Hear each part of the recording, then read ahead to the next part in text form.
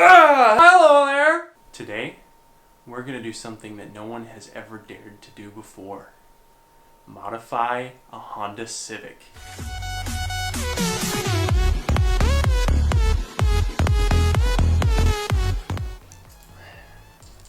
Is it going? Yes. So I discovered something. I was like, why are all the intakes for this year of Civic on eBay $60 if you want one that actually fits the car?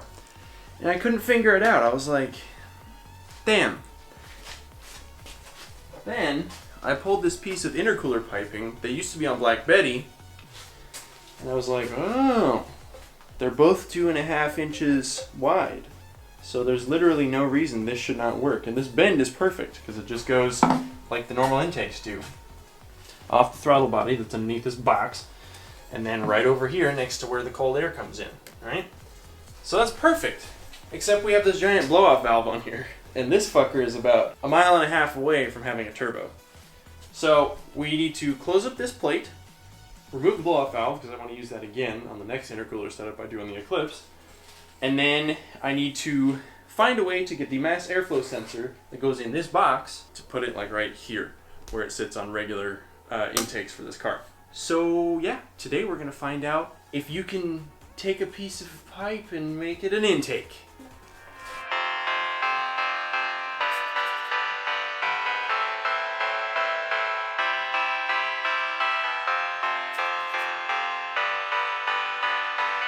Okay, so we test fit it, and this sticks up too far.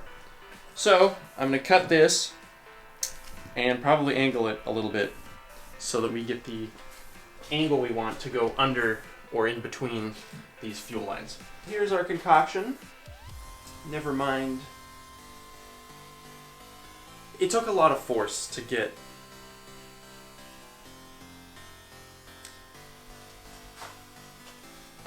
this is the mass airflow sensor from a 2002 Honda Civic EX with VTEC.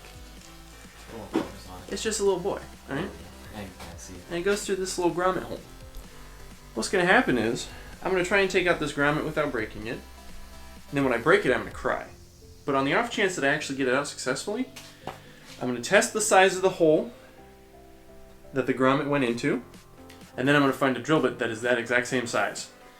Then I'm going to drill a hole in our little intakey boy here, right about here, right after the bend. And we're going to put the grommet in, and then we're going to shove the sensor in. And then our mass airflow sensor should be functioning. Got the sensor in. So because the surface is rounded, we put the grommet in there, and I was like, I don't know. I'm going to put some RTV on there. So we did. And hopefully it won't leak. But we still have yet to plug that hole.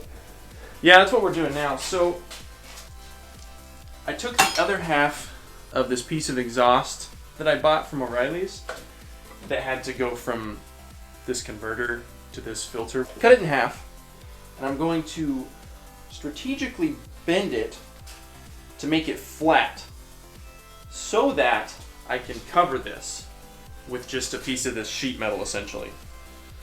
So what I'm going to do now is place this in the vise and make it very flat. Flat. Plate. Gap. No gap. We're just gonna send her. I think she'll be ready. Nice. Plate. Looks like trash, but it's got RTV under it, so there's no leaks ideally. We're gonna attach this baby. We're gonna do it. And it's gonna run, and it's not gonna, nothing's gonna leak, and it's literally gonna be perfect. Yeah. Yeah, uh-huh.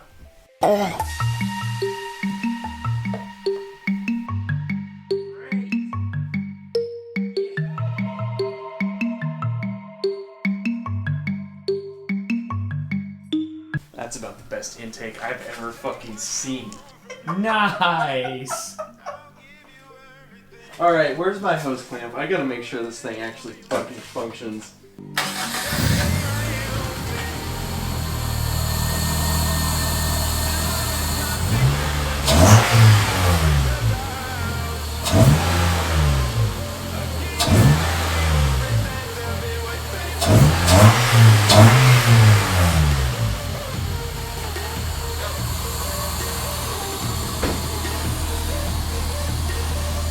Sounds like it's working.